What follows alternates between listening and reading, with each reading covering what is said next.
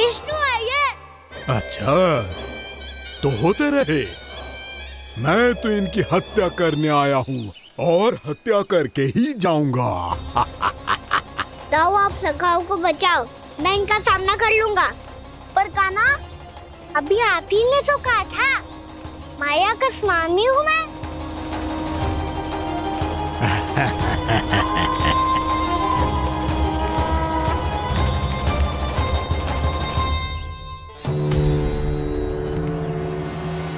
ये तो मथुरा का व्यापारी है। इसको अर्थ वो जो था वो सच में छलिया हो तो कहीं वो नंदमोहन तो ना पहुंच गो। हमें शीघ्र ही गांव जाना पड़ेगा और सबको सावधान करना पड़ेगा। चल।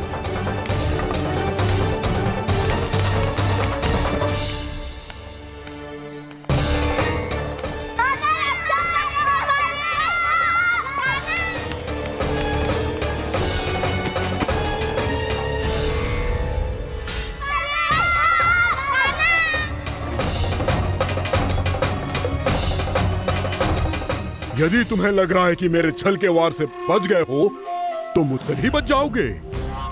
ये तुम्हारी सबसे बड़ी भूल है कृष्ण। मेरे पास बहुत सारे मायावी अस्त्र हैं, जो क्षण भर में ही तुम्हें विष्णु लोक पहुंचा देंगे। तो फिर प्रतीक्षा क्यों कर रहे हो? बालक, मैं परिहास नहीं कर रहा हूँ। मुझे पता है, तभी तो कह रहा हूँ शीघ्र दिखाओ ना। मुझे तुम्हारे सारे मायावी अस्त्र देखने हैं। कैसे बालक हो तुम? मैं यहाँ खेल दिखाने नहीं आया हूँ। तो समय व्यर्थ क्यों कर रहे हो ब्रह्मासुर? जो करने आए हो वो ही करो ना। अब देखो कैसे तुम्हारे प्राण एक ही वार में इस देह का साथ छोड़कर उड़ जाएंगे। मेरी मायावी अग्नि तुम्हारे भोले भाले से इस मुख को जलाकर भस्म कर देगी।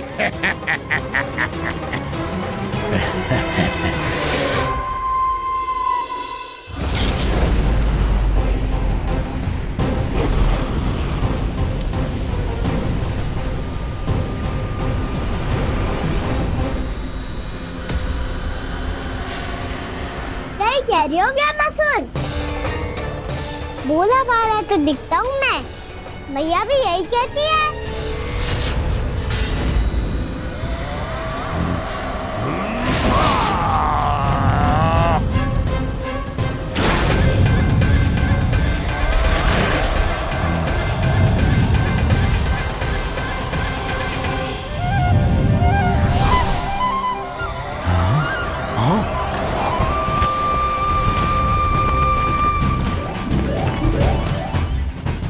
आसन को उपहार देने के लिए बहुत बहुत धन्यवाद ब्रह्मासुर।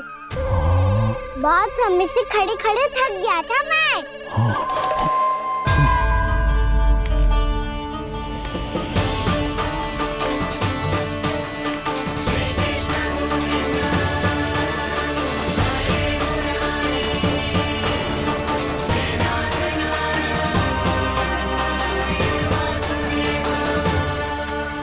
अगला अस्त्र दिखाओ ना। तुम्हारी यही जिज्ञासा आज तुम्हारा अंत करने में सहायक बनेगी मूर्ख बालक।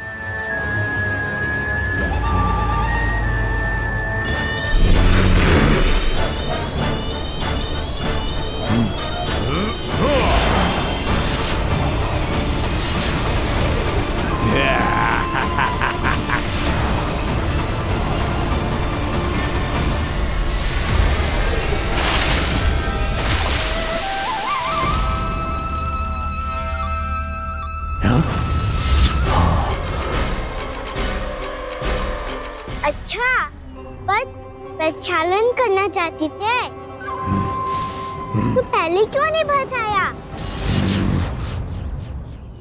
मुस्कुराना बंद करो। तुम्हारी ये हंसी मुझे कांटों की तरह चुभ रही है। पर मैया तो कहती है कि मेरी मुस्कुराहट फूलों की तरह है।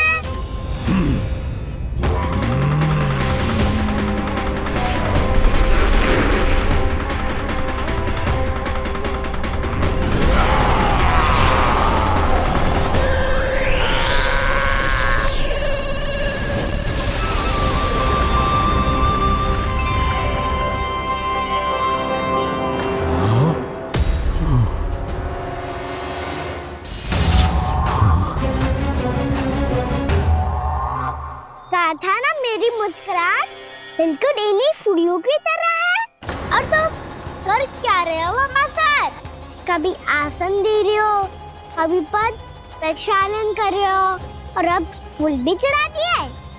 तुम मुझ पे वार करने आए हो कि पूजा करने? तुम्हारी पूजा तो मैं अब ऐसी करूंगा कि तुम मृत्यु के बाद भी मुझे भूल नहीं पाओगे बालक।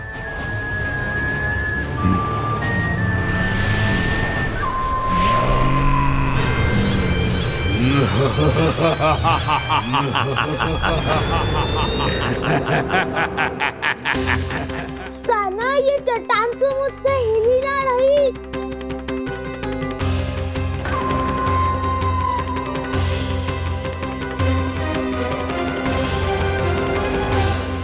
अभी कंदरा के अंदर कुछ क्षणों में ही प्राण वायु समाप्त हो जाएंगे। तुम्हारे सारे सखा एक एक कर अपने प्राण त्याग देंगे और तुम्हारा वध करूंगा मैं।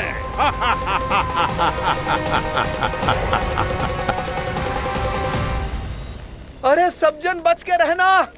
छलिया आया हुआ है वृंदावन में। अरे छलिया आ गया है। वृंदावन में मायावी छलिया। अरे क्या होगा? कौन छलिया? मायावी छलिया सबको छलता है वो। हाँ, कुछ भी कर सके है वो। बहुत भयानक। अरे भानु, ठहर जरा, क्या हुआ? बहुत भयानक है वो।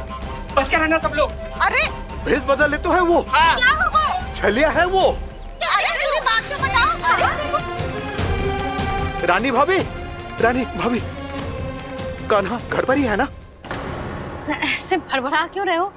कोई भूत देख लियो है क्या? भूत ना भाभी, छलिया से भेंट हो गई। सच्ची का मायावी छलिया है भाभी। क्या उल्टा सीधा बोले जा रहे हो? ठीक से बताओ। अब बोलो भी। वो कान्हा के पीछे पड़ो है वो। मेरे लल्ला के पीछे?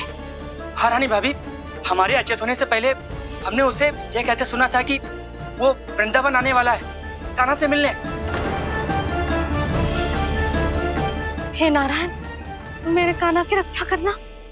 जसोदा जी, मायावी छलिए से बचना बालकों के बस की बात ना है। जीजी, बालक वन में अकेले हैं।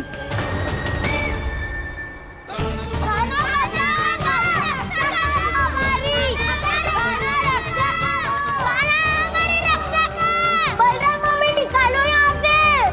कान्हा कहाँ? बचाओ, निकालो हमें यहाँ से। कान्हा हमारी,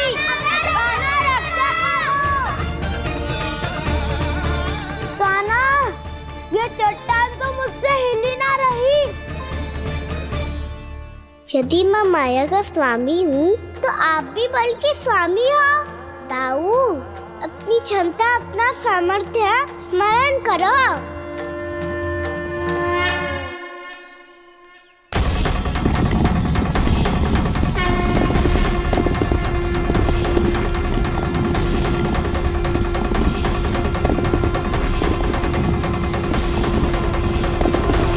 इससे पहले कि वो कंदरा का द्वार खोल के तुम्हारे सखाओं को बाहर निकाले, मैं तुम्हारे प्राण ले लूंगा कृष्ण।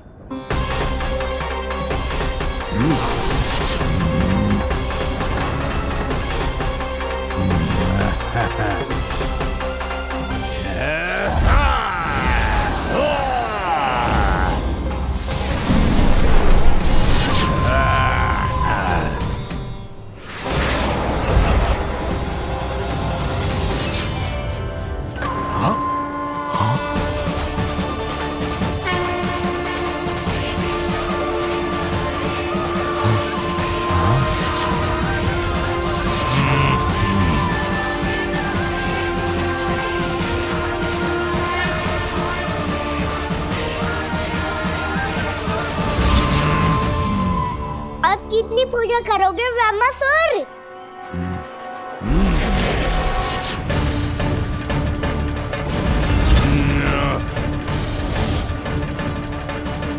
प्रभु तो खेल खिला रहे हैं इससे, और ये खेले जा रहा है विवश होकर, उनकी माया से बाध्य होकर।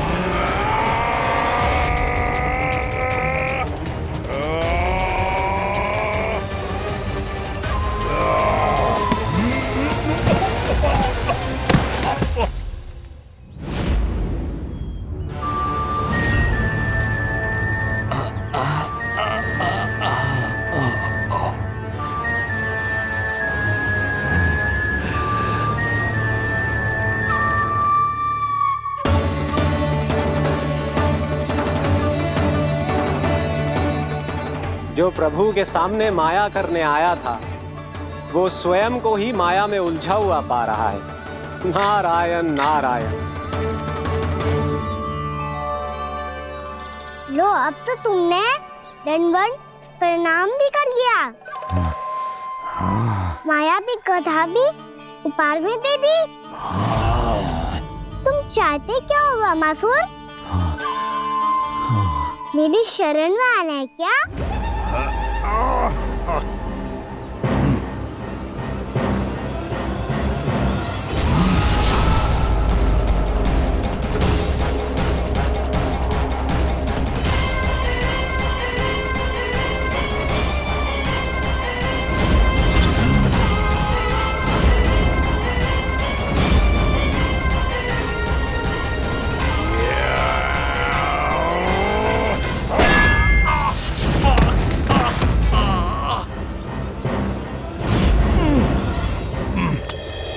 सोच विचार का समय ना है हमारे पास। अपने बालकों की रक्षा के लिए इसी क्षण हमें निकलना होगा।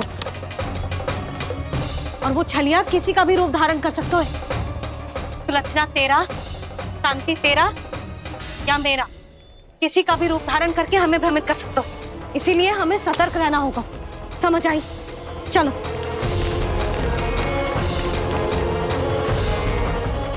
अभी भी समय है वामासुर, समय ले आओ। यदि मैया आ गई तो बात गड़बड़ हो जाएगी।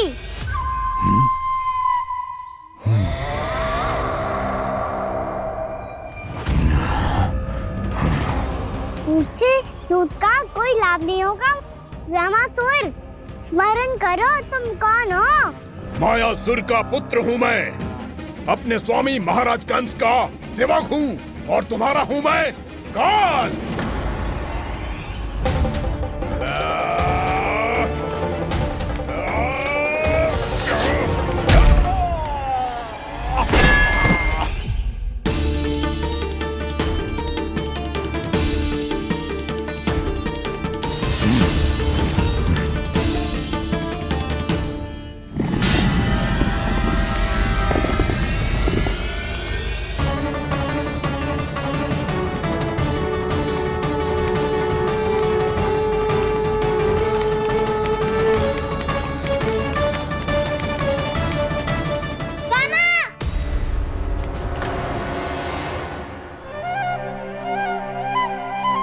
बाबा कहते हैं दुष्टों को पहले बातों से समझाना चाहिए, फिर भी ना माने तो अस्त्र ना उठाना दृढ़ता होती है।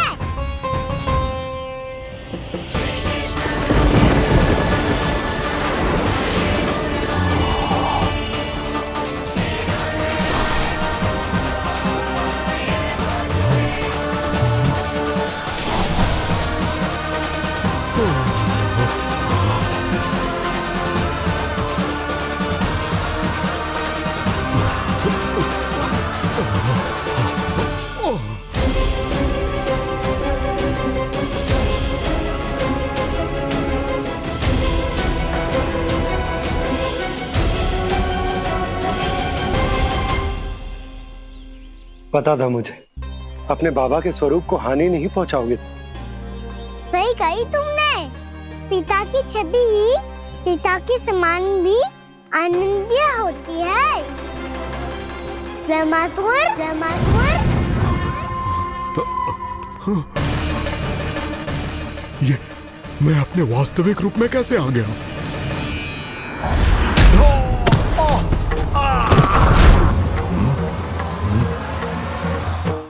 मेरे बाबा का स्वरूप नहीं लेना चाहिए था तुम्हें।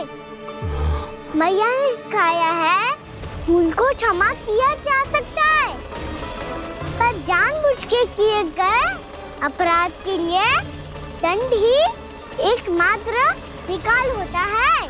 ये बार बार अपनी मैया का नाम ले रहा है। यदि मैं वो स्वरूप लूं तो अपनी मैया पर वार नहीं कर पाएगा ये।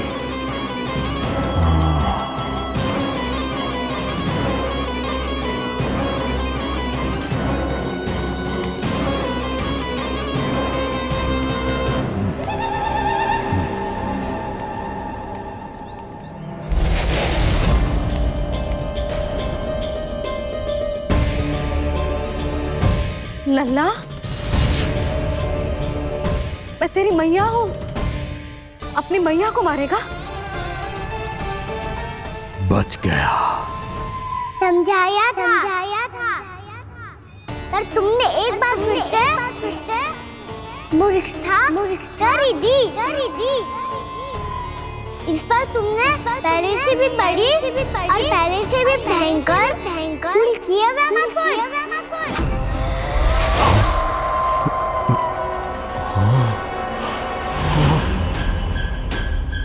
ये क्या हो रहा है मुझे? बार बार मेरा रूप क्यों बदल रहा है? ममता को समझे बिना अधिक समय तक मैया का स्वरूप हरण करके नहीं रख पाओगे वैमासुर।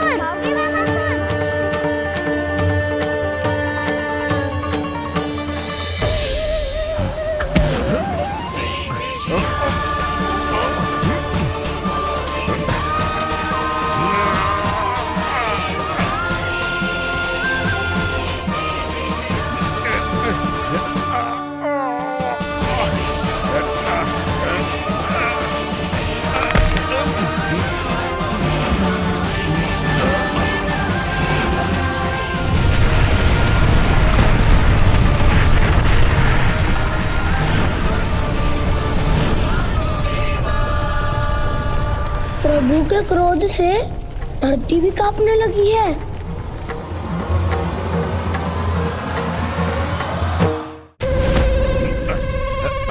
पुत्र को मारने के उद्देश्य से एक माँ का रूप लिया तुमने।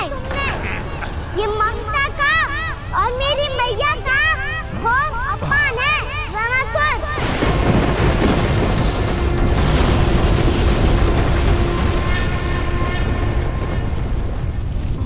इससे पहले इस असुर के कारण निर्दोष प्राणियों का कोई अहित हो, मुझे कुछ करना होगा।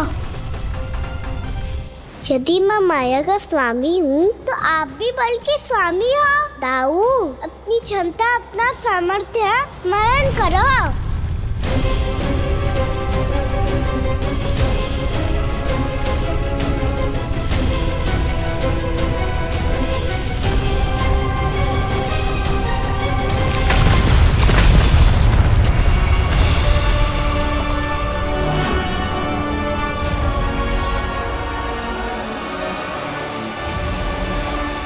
अद्भुत बल दाऊ, अद्भुत।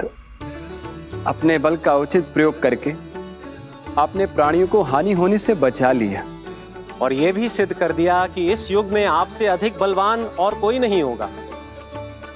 आज से आप बलदेव के नाम से भी जाने जाएंगे। आज से आप बलदेव के नाम से भी जाने जाएंगे। आपके चरणों का ये चिन्ह युगों युगों तक आपके बल की कथा कहता रहेगा। बलराम का चरण चिन्ह।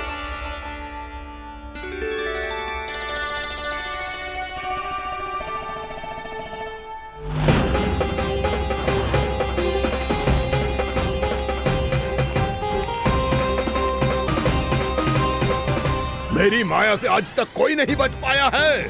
एक बार मुझे छोड़कर देखो, फिर पता चलेगा कि मैं हूँ कौन। पहले ये तो देख लो कि मैं कौन हूँ।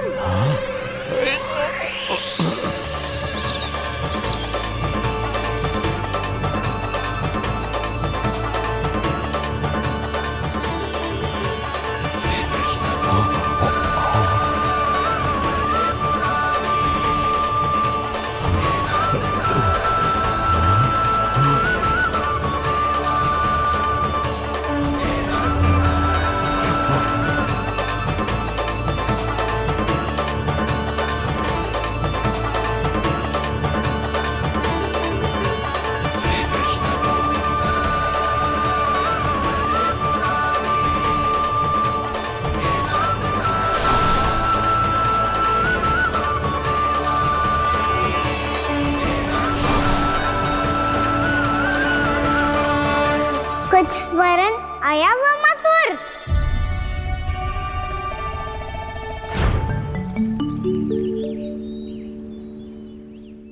बहुत समय पहले की बात है। बहुत बड़े भूमाकर राज करते थे तुम्हें महान राजा भीमम के नाम से जाना जाता था।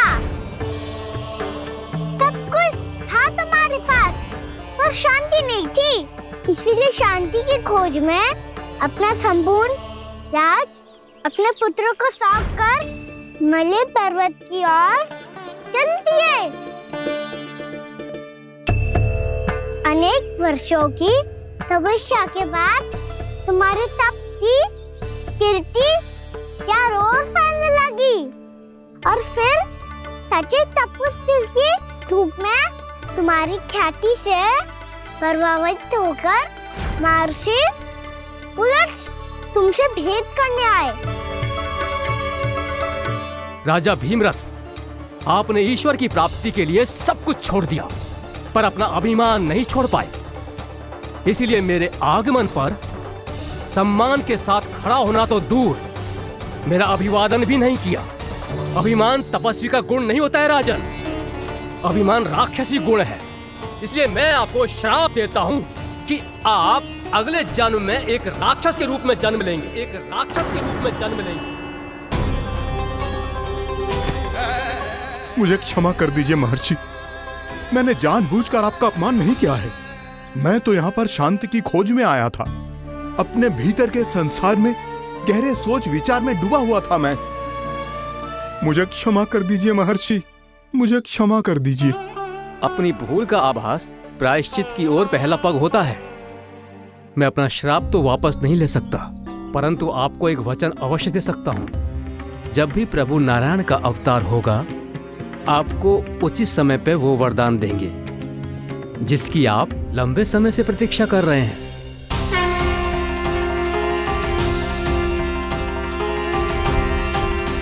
प्रभु, आपने मेरी आंखें खोल दी।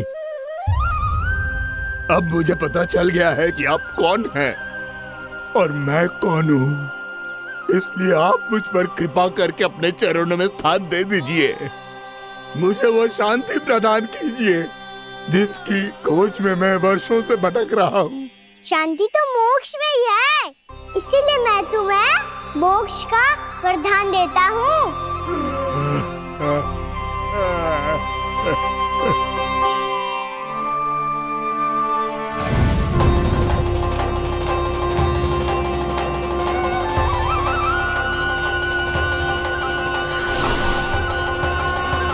प्रभु की ये लीला सदैव स्मरण रखी जाएगी।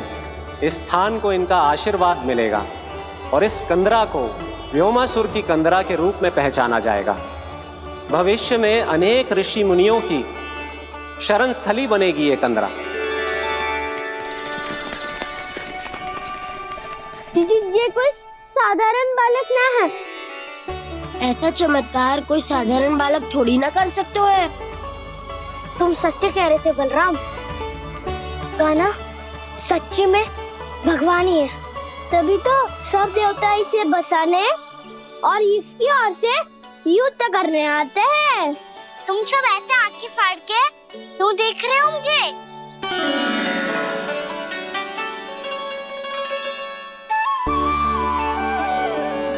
बलराम, तुम बलवान हो और कान्हा भगवान है।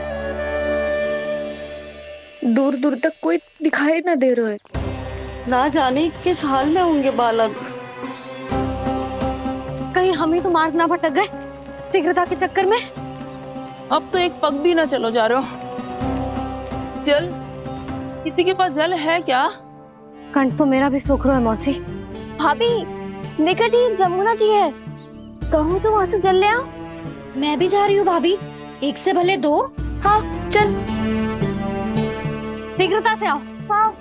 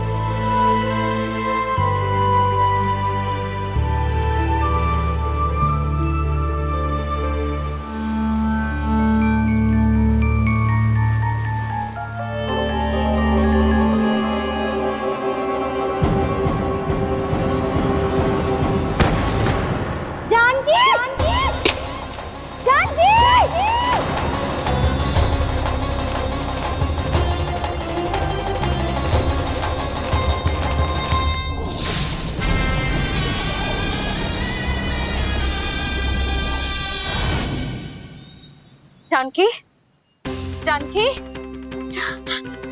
क्या होगा इसे? देखो ना जी, अब छलिया की सूचना मिलते ही हम सब बालकों को ढूंढने चली गई और ढूंढते ढूंढते सबको बहुत प्यास लगी आई जी।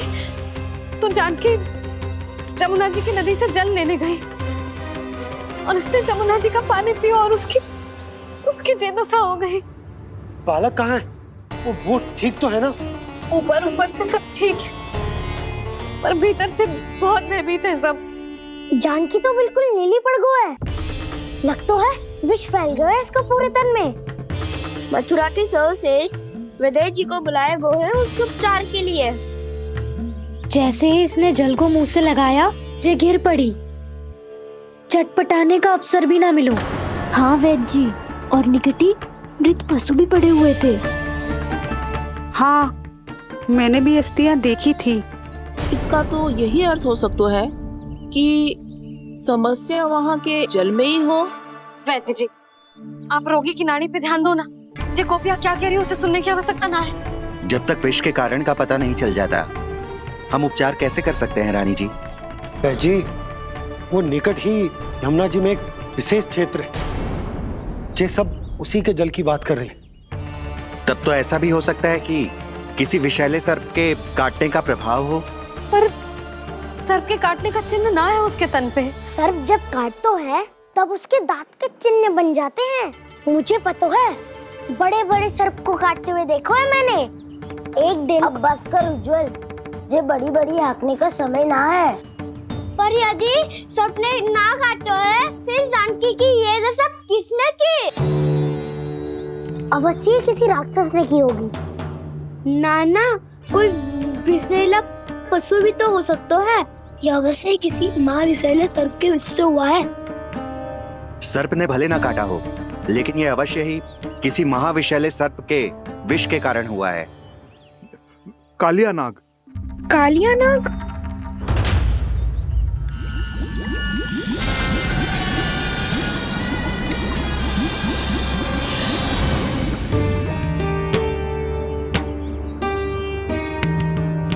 संकेतों से तो ऐसा लगता है कि जानकी ने कालिया नाग के क्षेत्र के विशाल जल पी लियो है। कालिया नाग एक लोक श्रुति है, कल्पना में गढ़ी हुई एक कथा, और कछु ना है। हमें जाके पता लगाना पड़ेगा। पर हमें वहां जाने से मना किया है ना बड़ों ने। उज्जवल सही कह रहे हो है। इस समय जानकी के स्वार्थ से अधिक महत्वपूर्ण और कछु ना है। जानकी हमारे लिए ही जलाने गई थी जी। ना मैं उसे जाने देती ना जैसा वो तो। वैद्य जी, आप शीघ्र कछु करो, कैसे भी कछु भी करो, पर इसके प्राण बचा लो। यशोदा, धैर्य रखो, श्री नारायण पर विश्वास रखो, वो सब ठीक करते हैं।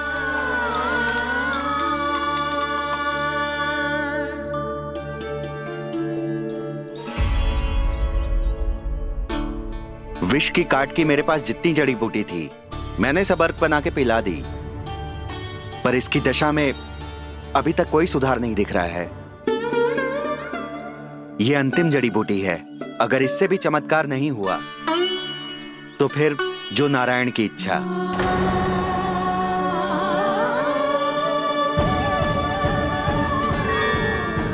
पर कोई तो उपाय होगा जानकी को बचाने का।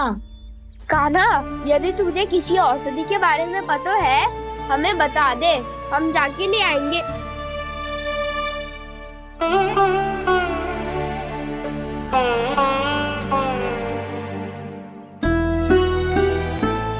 हे नारायण, हे प्रभु, मेरी जानकी के प्राण बचा ले प्रभु।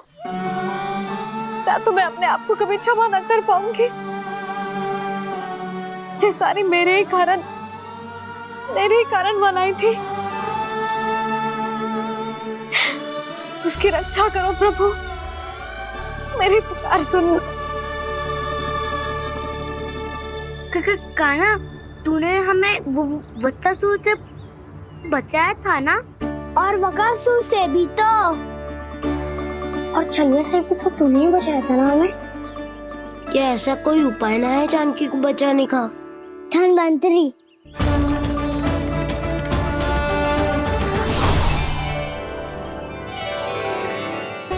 मैं आ गया हूं प्रभु, चिंता मत कीजिए,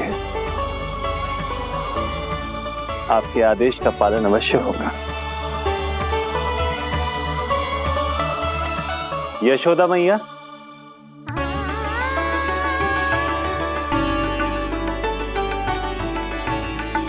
मैया आपको कोई पुकार रहा है।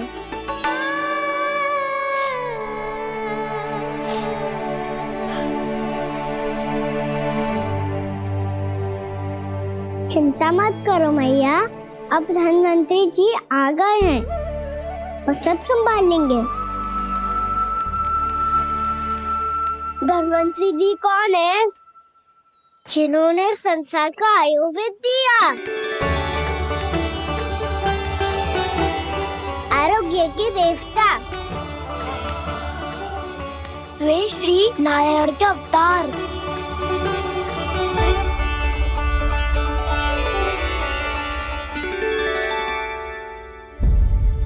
मुझे पता चला है कि आपको वेद की आवश्यकता है। हाँ हाँ, भीतर आइए। आइए आइए बैठे जी। जी रही। मथुरा का सर्वश्रेष्ठ वैद्य अर्थात मैं यहाँ आ चुका हूँ और रोगी को जितनी औषधि की आवश्यकता थी सब दे चुका हूँ। निश्चित रूप से आपने विष की काट के लिए बहुत ही उत्तम अर्क तैयार किया है, इसीलिए किसी और वैद्य की आवश्यकता नहीं है। किंतु आप अकेले कितना कुछ करेंगे वैद्यराज, मुझे अपना सहायक ही बना लीजिए। पर जो करना था मैं पहले ही कर चुका हूँ। हाँ, वो तो आप कर चुके हैं, बस रोगी के तन से विष निकालना शेष है ना वैद्यराज? हाँ हाँ, बस वही शेष है। इनके रक्त को विष रहित करने में मैं आपकी सहायता करूंगा। पहले ये संजीवनी मानी जाने वाली इन लाल फूलों की बूटी को भी घिसना है ना?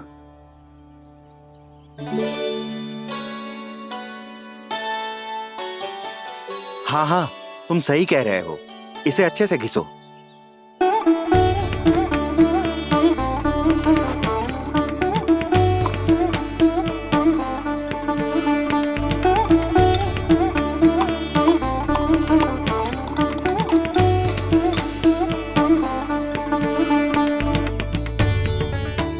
और ये नीले फूलों को भी तो मिलाना है ना? हाँ हाँ, अच्छे सहायक बन सकते हो तुम, ऐसे ही श्रम करते रहो।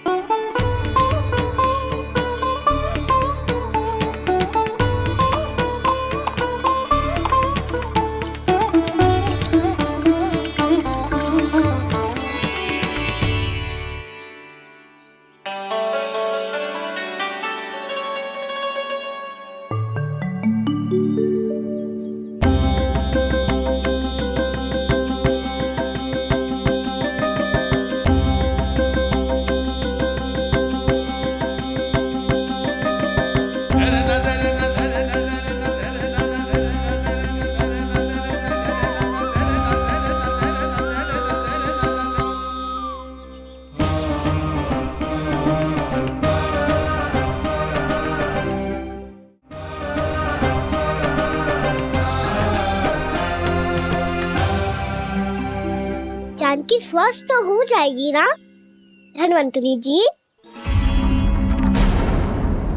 धनवंतरी? प्रभु, अब मैं क्या करूं? आपने तो स्वयं ही मेरी पहचान उजागर कर दी। जी क्या करो कान्हा? आप सब ऐसे क्यों देख रहे हो? मैया कहती है ना, सभी वैद्य धनवंतरी जी का ही रूप होते हैं। वाह कृष्णा, चतुर तो हो तुम। वैसे वास्तविक धन्वंतरी मैं हूँ, मेरा अर्थ है वास्तविक वैद्य मैं हूँ। ये तो मेरा सहायक है, मुझे पूरा विश्वास है बिल्कुल ठीक हो जाएगी। वैसे ही थोड़े ना मुझे मथुरा का सर्वश्रेष्ठ वैद्य कहते हैं लोग।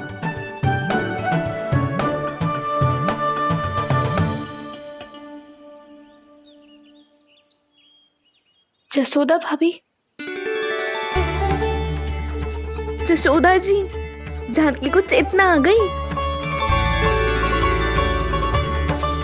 जानकी, जानकी, जानकी, तू ठीक है ना? क्षमा करना भाभी, मैं आपके लिए जल ना ला पाई। बस बहुत भूख लगी है। मैं अभी कछु लाती हूँ। जानकी, माखन खाओगी?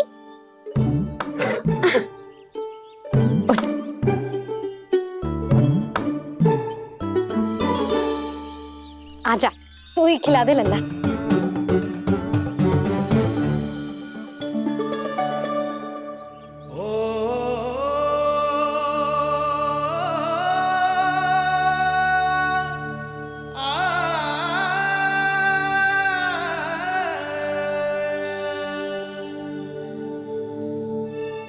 तुम सब मेरे लल्ला को माखन चोर कहती हो ना? आज देखो, अपना ही माखन जानकी को खिला रहे हो।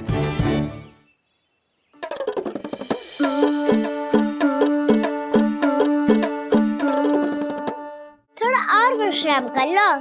सदैव तुम हम सबकी सेवा करती हो, आज मैं तुम्हारी सेवा करूंगा। जानकी की जिज्ञासा तब हुई जब जय यशोदा काकी की सेवा कर रही थी, और अब देखो स्वयं भगवान ही इसकी सेवा कर रहे हैं।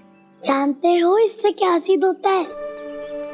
जो भी यशोदा मैया की पूजा करेगा, अर्थात अपने माता पिता की सेवा करेगा, उनके साथ सम्मान से व्यवहार करेगा, ईश्वर स्वयं उसका ध्यान रखेंगे। कभी धन्वंतरी के रूप में तो कभी स्वयं कान्हा के रूप में। भक्त और भगवान का देखो कैसा ये अनुराग, स्वयं करे सेवा प्रभु, अद्भुत गोपी का भाग्य। प्रभु इन सब पृथ्वीवासियों से कितना घुल मिल गए हैं। ना तो ये प्रभु को भगवान मानते हैं और ना ही प्रभु अपने आप को इनसे सर्वश्रेष्ठ समझते हैं। अपने आचरण से ये सिद्ध कर रहे हैं कि ये सभी में हैं और सभी इनका ही अंश है।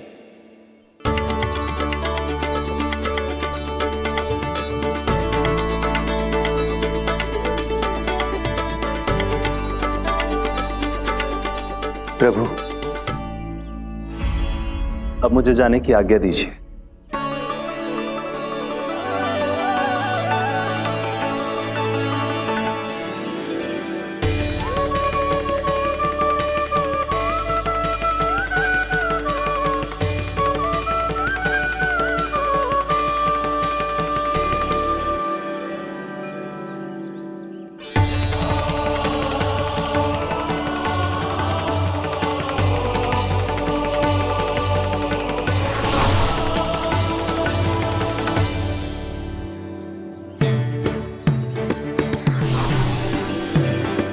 कान्हा ने तो सच्ची में धन्वंतरी जी को बुला लिया था।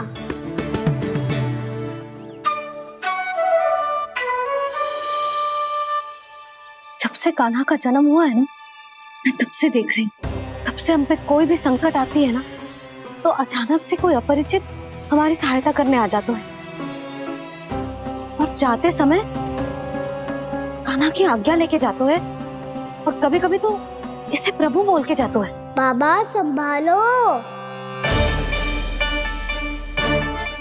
आपके सहायक तो गए, अब आप यहाँ क्यों हो? वो क्या है ना, मैं अपने रोगी का निरीक्षण करके पूरी तरह से संतुष्ट होकर ही जाता हूँ।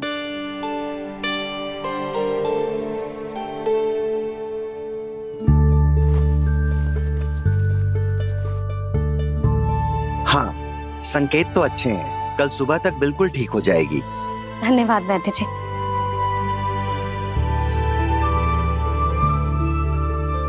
बस तो फिर हम कल पकड़ पकड़ाई खेलेंगे जानकी।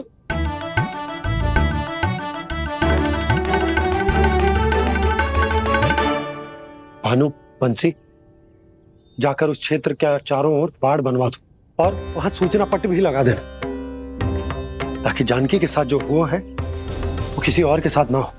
शीघ्र जाओ। जी ठीक।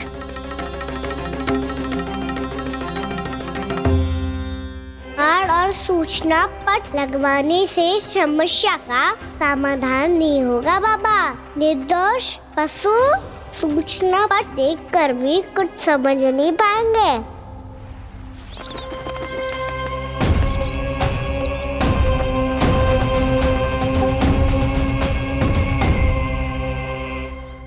तो तुम्हारे कहने का अर्थ यह है कि व्योमासुर मारा जा चुका है और वो बालक अब भी जीवित है। हाँ महाराज, मैंने गोप बालकों को कहते सुना था कि कृष्ण ने छलिया को मोक्ष दे दिया है, पर वृंदावन सुरक्षित नहीं है महाराज। वो एक बहुत बड़ी समस्या से जूझ रहे हैं। कैसी समस्या? गांव के निकट क्षेत्र में किसी विषैले सर्प का निवास है। उसके विष का प्रभाव इतना भयानक है महाराज, जैसे विष ना हो, स्वयं हलाहल हो। मेरी कोई भी औषधि रोगी का उपचार नहीं कर पा रही थी। निकट के क्षेत्र में कहां है वो सर्प? गोप मानते हैं कि वो सर्प गांव के निकट यमुना नदी के जल में रहता है। मुझे तो लगता है महाराज, ये कालिया नाग की कथा कोई किंवदंती या लोक श्रुति नहीं, एक सच्चाई है, एक विषैली सच्चाई।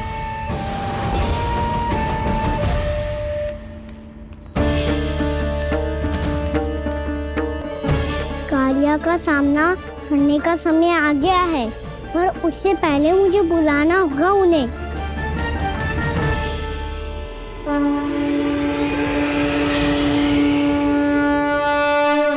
संसार के दारुण भय का नाश करने वाले, सभी कष्टों का हरण करने वाले, विश्व का समस्त ऐश्वर्य प्रदान करने वाले, कमल जैसे लोचन, मुख और चरणों वाले आजानुभुज श्री राम को मैं बार बार नमस्कार करता हूँ। आपदामपहर्तारं दातारं सर्व संपदां लोकाभिरामं श्री रामं भूयो भूयो नमाम्यहम्। कागभूसोंडी, कागभूसोंडी, कागभूसोंडी। प्रभु क्षमा करें, मुझे जाना होगा।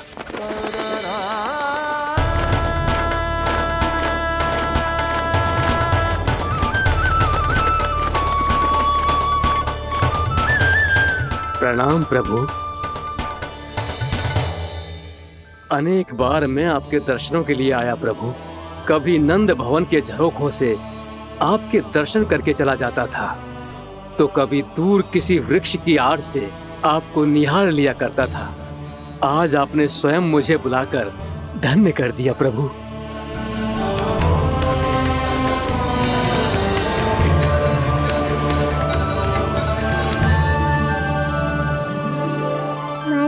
यहाँ एक विशेष कारण से बुलाया है।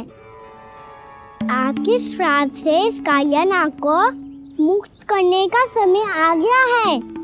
ये तो बहुत ही उत्तम समाचार है प्रभु। इतने वर्ष बीत गए, मुझे आज भी स्मरण है वो दिन जब मैंने उन्हें श्राप दिया था। अपने क्रोध पर नियंत्रण खोकर बहुत बड़ी भूल कर दी थी मैंने प्रभु। बीती हुई घटनाओं पर दुखी होके कोई लाभ नहीं है। हमें भविष्य की ओर देखना होगा।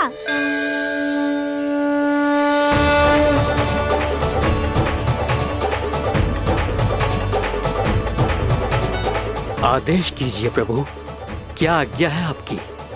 जब मैं कालिया नाग का सामना करने जाऊं, तो आप यहीं रहेगा।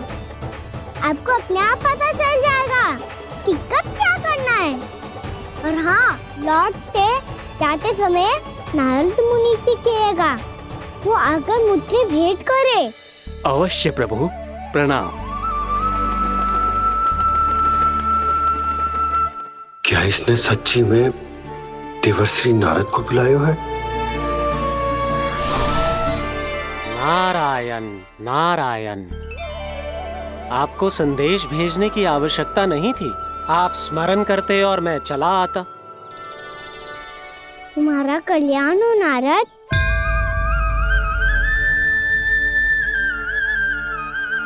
मैंने तुम्हें एक विशेष कार्य के लिए बुलाया है। आज्ञा दीजिए प्रभु।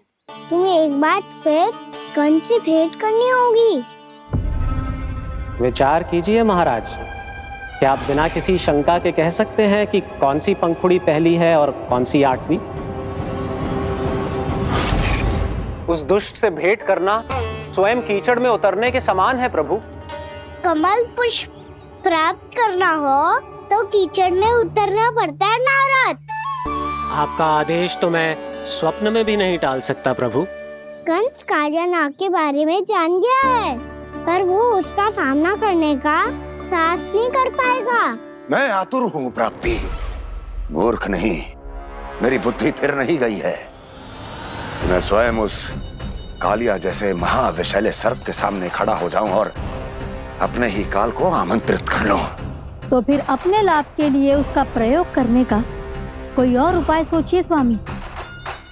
कुछ ऐसा कीजिए कि यमुना नदी का पूरा जल विषैला हो जाए और वृंदावन वासी उसका उपयोग करे, और आपका काल कहलाने वाला वो बालक स्वयं काल के गाल में चला जाए। उत्तम उत्तम सुझाव है प्राप्ति। अब मुझे उस कालिया तक पहुंचने का मार्ग ढूंढना होगा, उसको विवश करने का कोई उपाय ढूंढना होगा, क्योंकि व्यक्तिगत रूप से उससे भेंट करना असंभव है। असंभव। आप सही कह रहे हैं प्रभु। कंस में उतना सामर्थ्य नहीं कि वो कालिया नाग का सामना स्वयं कर सके। वैसे तो कालिया गरुड़ देव का भी सम्मान नहीं करता, तो फिर वो कंस का सम्मान क्यों करेगा भला? नहीं करेगा, पर कंस तुम्हारा सम्मान अवश्य करेगा नारद। तुम्हारी बातें भी सुनेगा और मानेगा भी। ये मेरी योजना का बहुत ही महत्वपूर्ण भाग है। तुम कंस के पास जाओ और कहो कि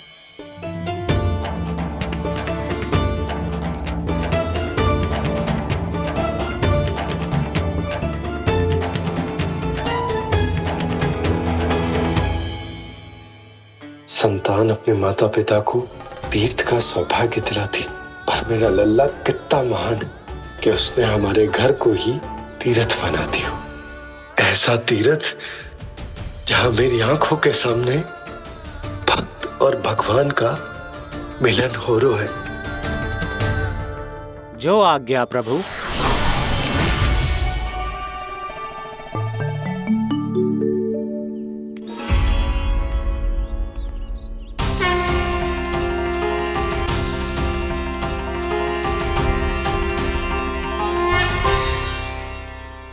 बाबा। कान्हा, ये सब क्या चल रहा है? पहले काग भुसुंडी जी और फिर जे नारद जी। क्या योजना बना रहे हो तुम? कान्हा, बता ना लल्ला, क्या सोच रहे तू? कान्हा देख, अगर तुझे अपने बाबा को ना बताना हो ना,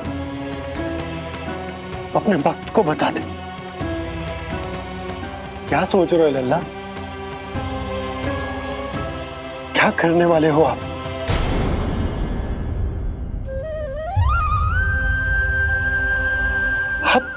आप इतने दुखी क्यों हो? कान्हा, कान्हा, क्या होगा? क्योंकि मुझे आभास हो गया है बाबा, समय आने वाला है। कौन सा समय आने वाला है लल्ला? शीघ्र ही सब कुछ बदलने वाला है। भैया को मेरा सत्य पता चल जाएगा बाबा।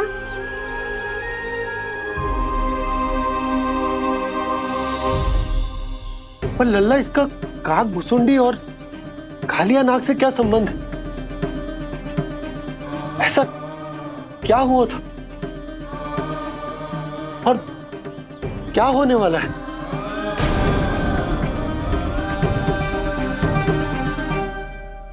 जो होने वाला है बाबा, उसका संबंध उससे है जो सैकड़ों वर्ष पहले हुआ था।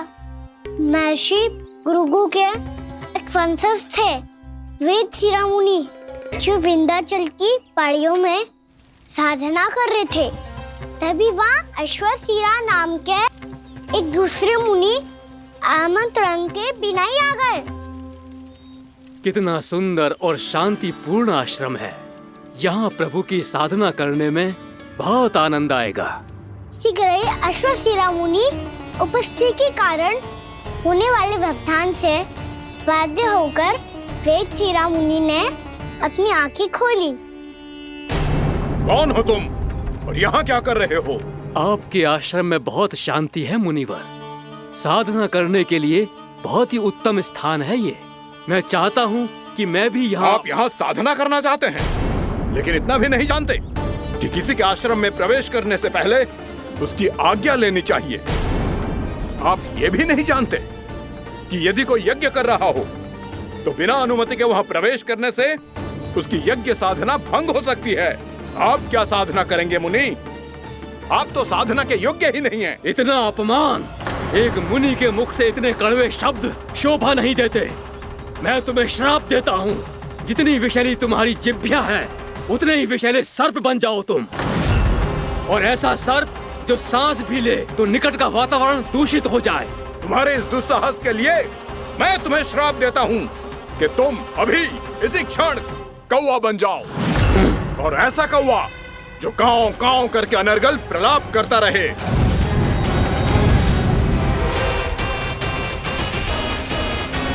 ये मैंने क्या किया? ये मैंने क्या किया?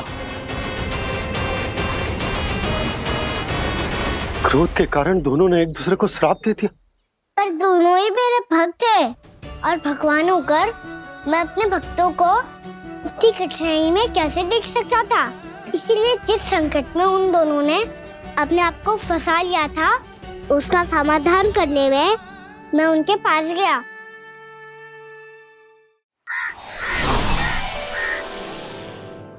देखिए ना प्रभु, ये क्या हो गया हमसे?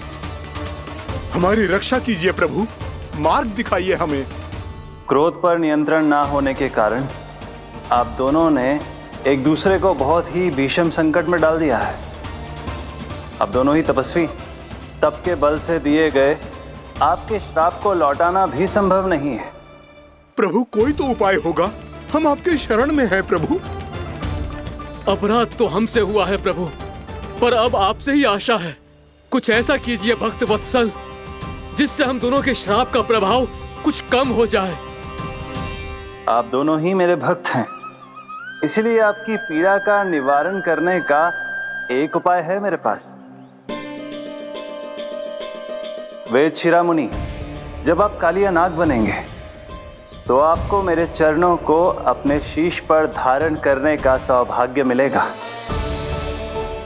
और अश्व शिरोमणि, आप काग योनि होने के बाद भी आप श्रेष्ठतम ज्ञान और सर्वाधिक यौगिक सिद्धियों के स्वामी होंगे और प्रवचन दिया करेंगे। इसके बाद अश्वशिरा मुनि काक भुसुंडी बन गए, जिन्होंने आगे चलकर सेम गरुड़ देव को रामायण सुनाई। और मुनि वेदशिरा महर्षि कश्यप और देवी कैत्रियों के पुत्र कालिया नाग बनकर जल में। और अब वही कालिया नाग जमुना जी में, जिनके कारण जानकी के प्राण लगभग चले ही गए थे। अब कालिया नाग को उचित स्थान पर भेजने का समय आ गया है बाबा। पर ये तो अच्छी बात है कान्हा, वेदशिरा मुनि को दिया हुआ तुम्हारा वचन भी पूरा हो जाएगा, जमुना जी की शुद्धि भी हो जाएगी। इस सब के बाद भी तुम दुखी क्यों हो? क्योंकि इसके बाद मैया के सामने मेरा रहस्य खुल जाएगा बाबा।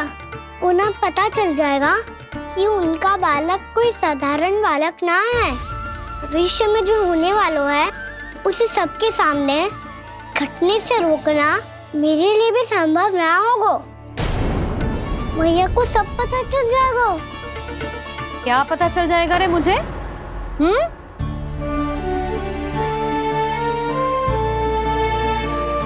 यही कि सबसे अधिक प्रेम मैं आपसे ही करता हूँ। अब बस भी कर, चलो भोजन के लिए बुलाने आई थी तुम दोनों को। भूखा थोड़े ना रहने दूंगी अपने लल्ला को, मेरा लल्ला दुर्बल हो जाएगा ना। आप खिलाओगे तो ही खाऊंगा। हाँ ठीक है, मैं ही खिलाऊंगी। अब चल, आओ जी, चल।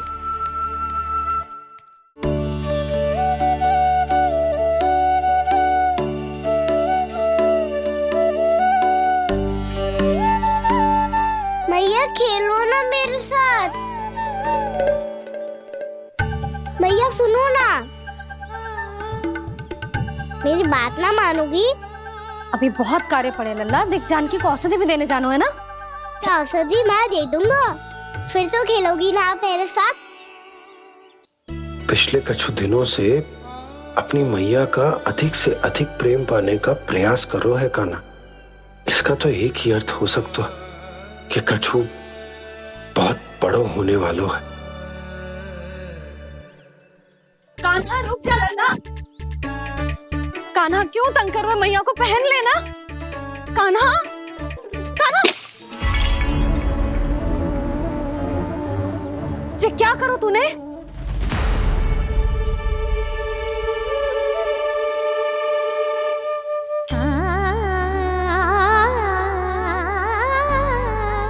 अच्छा ठीक है, अब मुंह लटकाने की आवश्यकता ना है। ये ले।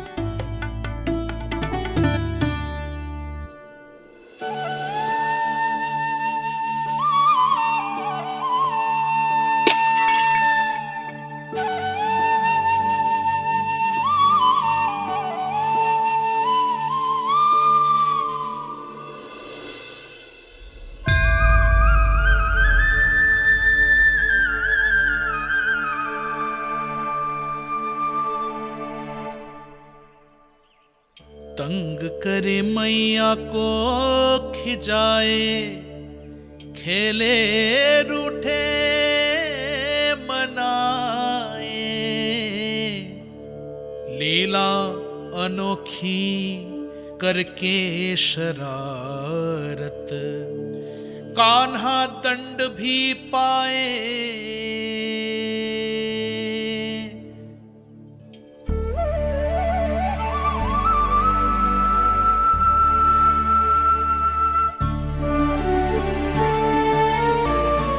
रूठना मनाना, खेलना खिलाना, पहले शरारत करके क्रोध दिलाना और फिर क्षमा मांग लेना, ये सब जानबूझकर कर रहे है कान्हा। जैसे जीवन भर के लिए अपनी मैया की ममता को अपने हृदय में समेट कर रखना चाहते हो। कैसे कैसे करूं उस कालिया से मित्रता, कैसे करूं उसका उपयोग?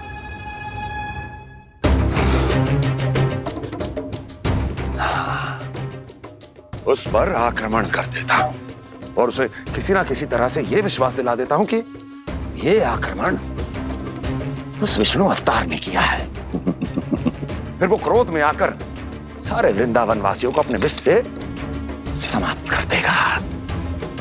उचित है, ये उचित है। नारायण हरि, नारायण हरि।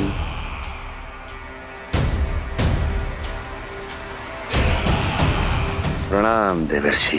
किस योजना में कितना लाभ है और कितनी हानि, यह आंकलन करते करते थक गए होंगे मथुरा नरेश। देवर्षि, आज मेरा ध्यान कैसे आ गया आपको?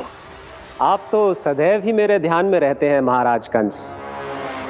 सत्य तो यह है कि मथुरा में जो भी हो रहा है मुझसे छिपा हुआ नहीं है। मैं जानता हूं कि आप किसी भी असुर को वृंदावन क्यों ना भेजें, और वो असुर कितना भी शक्तिशाली क्यों ना हो, कृष्ण का सामना नहीं कर पाता।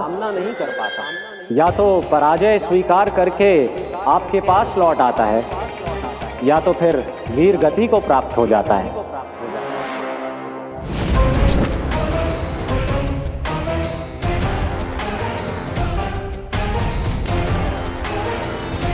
वाह, मुझे मेरी असफलताएं स्मरण कराने आए हैं। मेरे घाव को खुरेदने आए हैं, उन पे नमक छिड़कने आए हैं। मित्र को शत्रु समझने की भूल मत कीजिए महाराज कंस। मैं तो आपकी सहायता करने आया हूं। हाँ, और मेरी सहायता। कृष्ण विष्णु अवतार है, आप विष्णु के भक्त हैं। मैं हूं विष्णु द्रोही, फिर भी तो आपके आराध्य को हानि पहुंचाना चाहता है, उसकी सहायता करना चाहते हैं आप। क्या आप निश्चित रूप से कह सकते हैं कि आप ब्रह्मांड के सभी नियमों को अच्छी तरह समझते हैं? अवश्य। आपके लिए बस इतना ही जानना पर्याप्त होगा कि मैं जो कुछ भी कर रहा हूं उसके लिए मेरे व्यक्तिगत कारण हैं। मैं तो बस आपके हित में पिछली बार की तरह एक सुझाव लेके आया था, पर यदि आप मेरा सुझाव सुनना भी नहीं चाहते तो आपकी इच्छा। नारायण हरि, नारायण हरि। कारण चाहे जो हो, इनके पिछले सुझाव के कारण ही आज मेरे शत्रुओं की संख्या कम है। अन्यथा मैं देवकी के अन्य पुत्रों को भी जीवित छोड़ देता, और आज वो सब अपने भाई के साथ मिलकर उसकी शक्ति को अनेक गुना बढ़ा देते। ठहरिए देवऋषि।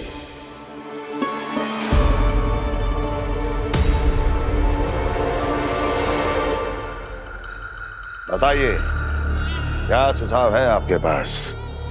मेरे सुझाव का नाम है कालिया नाग।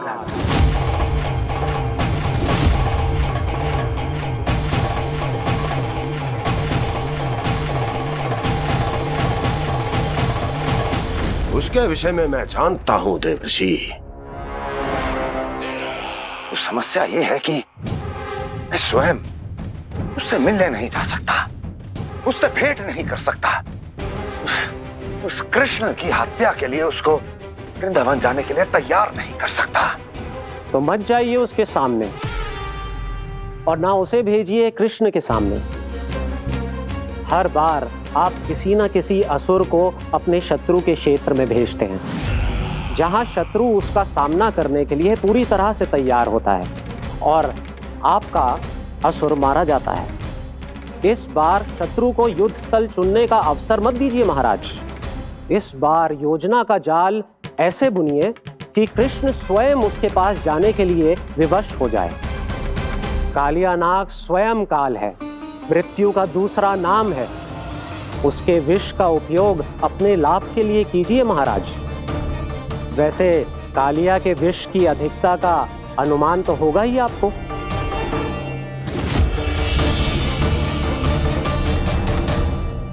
एक बार जो उसके क्षेत्र में पहुंच गया, फिर उसके विष से बचना असंभव है।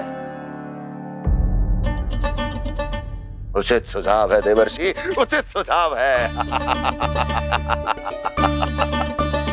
देवर्षि, उस छलिया विष्णु की भक्ति करते करते आप भी उसके रंग ढंग सीख गए हैं।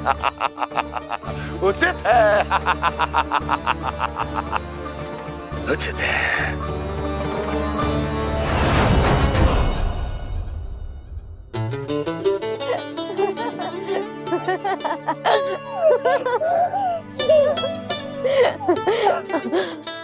बस बस, बहुत आनंद ले लियो लला। बस अब दूध पी ले। ठहर ठहर, गर्म है। जी ले। ले भी।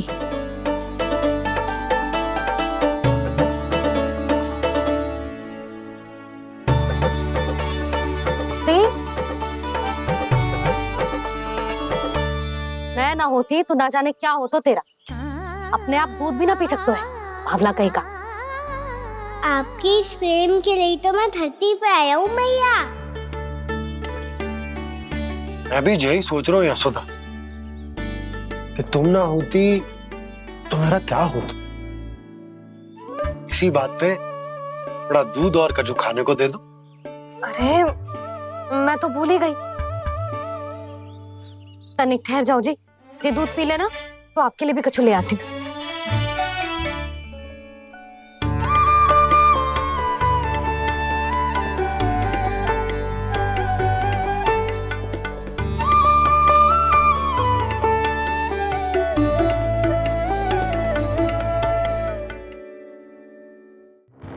महाराज, आपकी आज्ञा के अनुसार बिल्कुल वैसा ही पत्र तैयार किया है जैसा आप चाहते थे।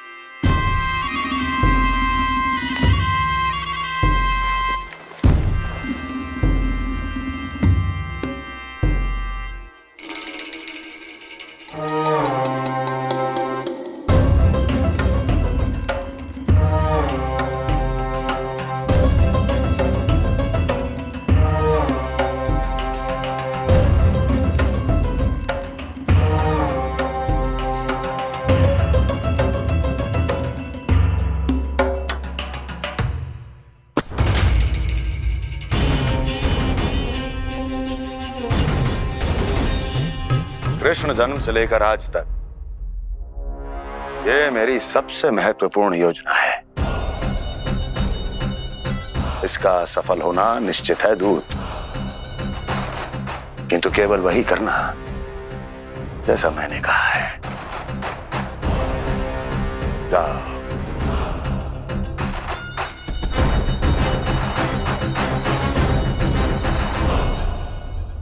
कान्हा,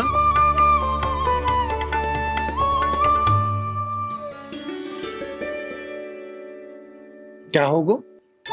बाबा, मैं चाहता हूँ कि मैया की स्वमता क्रिस्टल फ्रेम की वर्षा मुझ पे सरतेव ऐसे होते रहे। वो तो होती रहेगी लल्ला। अपने लल्ला के लिए किसी मैया का प्रेम कभी कम हो सकता है भला? नंदराज, वो मथुरा से एक दूत आयो है महाराज कंस का राजपत्र लेके।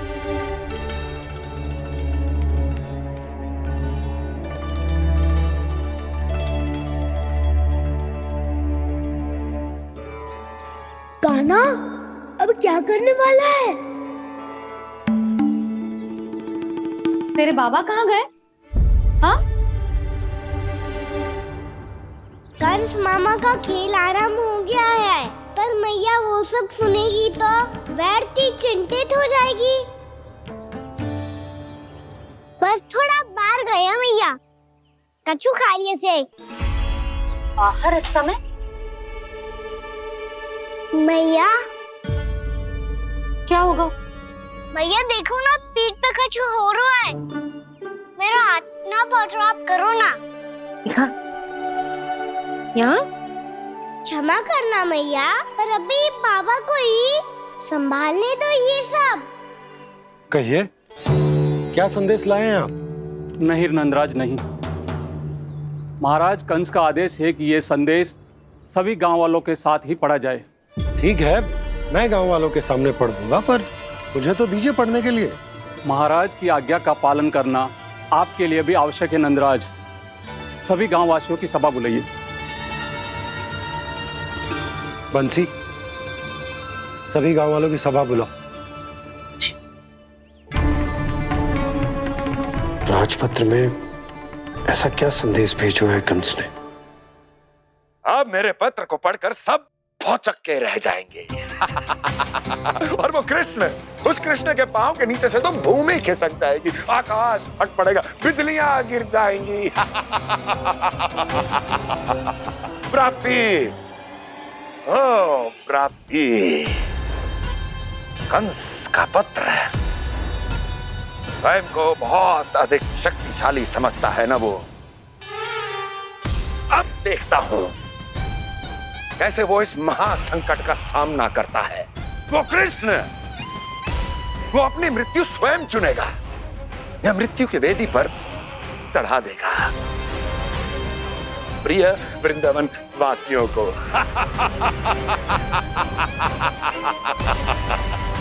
अब आएगा आनंद प्राप्ति, अब आएगा आनंद। सबको इकट्ठा करवा के ही पढ़वाएगो। अवश्य ही कोई विशेष संदेश दिया होगा कंस ने। मैं भी यही सोच रही हूँ सुलक्षणा जी, कछु ना कछु तो विशेष है, पर जे हो क्या सकता है? हाँ, बात तो सही है। ऐसा क्या हो सकता है? सभी गांव वासियों के सामने कहा जाए, कछु तो विशेष अवश्य लग रहे हो। बाहर तक कोलाहल क्यों हो रहा है? मैया, मैया, अब क्या होगा? भैया देखो ना, सर पे कछु हो रहा है। लल्ला, नारायण ने तुझे हाथ दिए हैं ना? पीठ की बात अन्य थी। अपने सिर की सेवा स्वयं कर। सर पे तो हाथ पहुंच रहा है ना?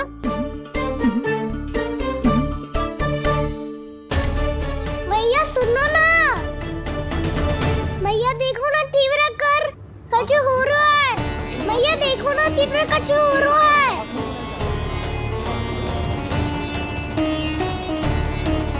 सब लोग आ चुके हैं, अपना संदेश सुनाइए आप। गोपराज नंद और सभी वृंदावन वासियों को सूचित किया जाता है कि मथुरा अधिपति और आप सभी के महाराज कंस ने कल सुबह भव्य पूजा का आयोजन किया है।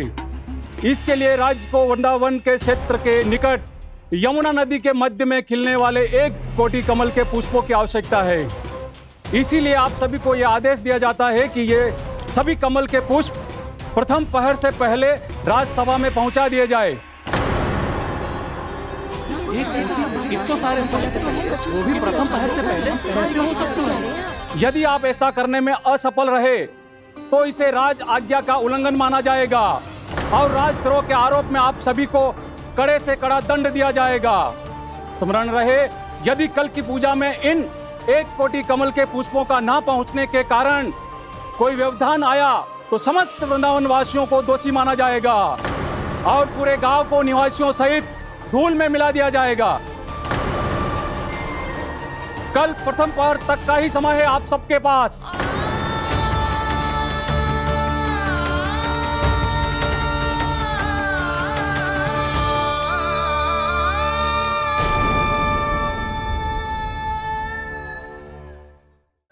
एक कोटि कमल पुष्प, वो भी कल प्रथम प्रहर में? ऐसे कैसे संभव है? और कोई साधारण पुष्प ना, यमुना नदी के मध्य खिलने वाले विशेष कमल के फूल चाहिए उन्हें। लेकिन यमुना नदी में तो कालिया नाग ने विष घोल के रखा है, तो फिर कैसे हो पाएगा? यह असंभव है। हमारी मृत्यु का संदेश भेजा राजा कंस ने। सदैव की भांति इस समस्या पर भी गांव के बड़े ही विचार करेंगे। बालकों का यहाँ होना उचित ना है।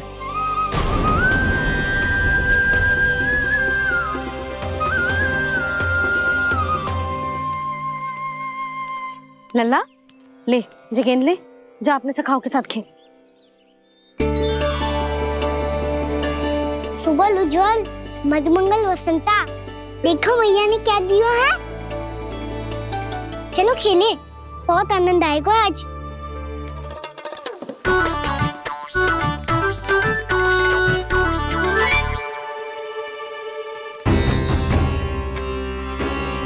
भानु, बंसी, जाओ और शीघ्र ही वो घेरे का कार्य समाप्त करो।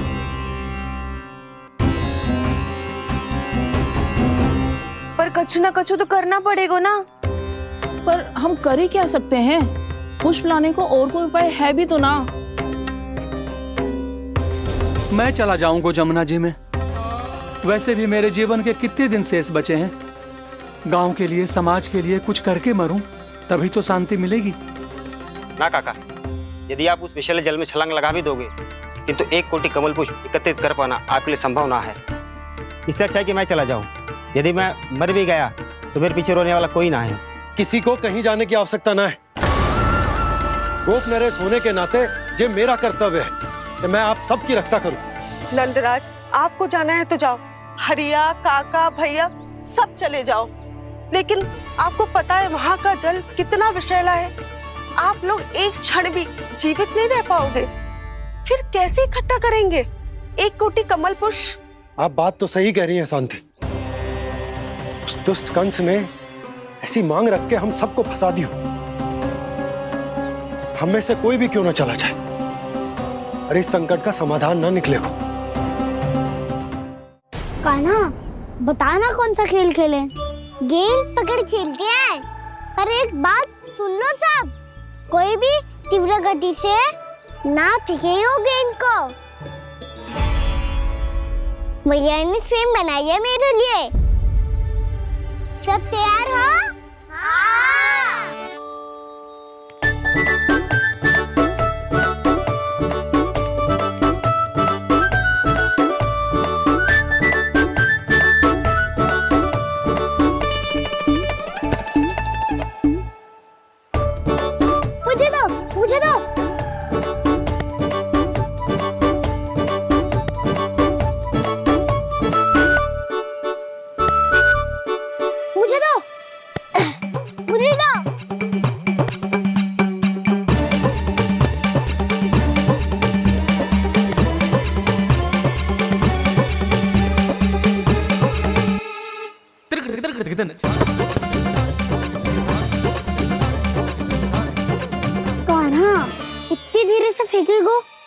कैसे आनंद आएगा? थोड़ा बल लगा के फेंक। हाँ कान्हा, हम अभी बड़े हो गए हैं, तू अब भी छोटे बालकों की तरह फेंक रहे है।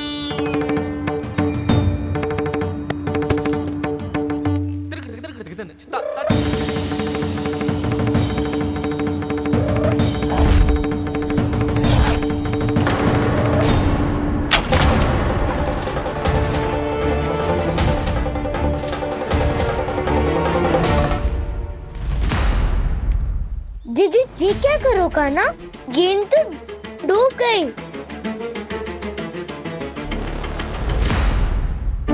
अच्छा, तो ये सब इसकी योजना का भाग था ताकि ये कालिया का सामना कर पाए।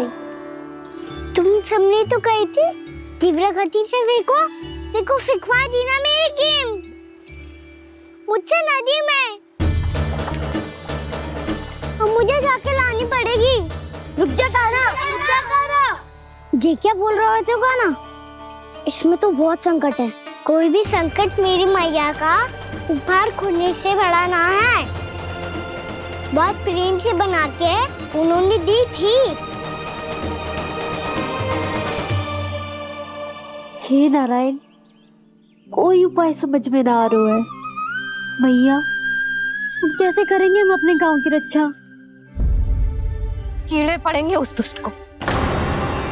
यदि उसके कारण किसी के प्राण चले गए तो कौन सा फल मिलेगा उसे इस पूजा का? तुम सही कह रही हो यशोद। हमारे पास कोई और दूसरा विकल्प भी तो ना है। यदि हमने मथुरा की राज आज्ञा का पालन ना किया तो इसका दुष्परिणाम पूरे गांव को भुगतना पड़ेगा।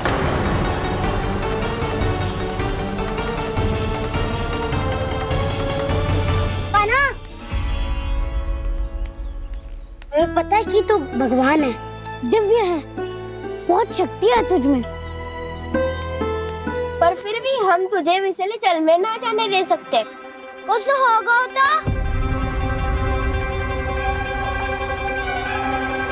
तुम सब इतनी हट कर रहे हो तो ठीक है, ना जाऊंगा। गेंद कहाँ गिरी है, कितनी दूर गई है, ये तो देख लूं, ताकि उसे बाहर निकालने का कोई उपाय ढूंढ पाऊं।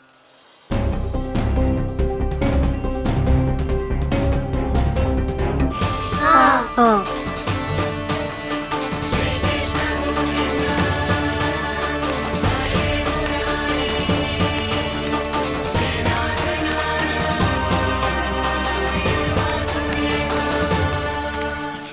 कान्हा की ये लीला तो समझ ही नहीं आ रही। पहले इसने देवश्री नारद को मथुरा जाकर कंस को भड़काने के लिए कहा, फिर स्वयं ही दुखी भी हो गया कि अब इसका रहस्य सबके सामने खुल जाएगा। और अभी स्वयं ही तो इसने कहा था कि गेंद बहुत महत्वपूर्ण है, फिर स्वयं ही उसे नदी के विषैले जल में फेंक दिया।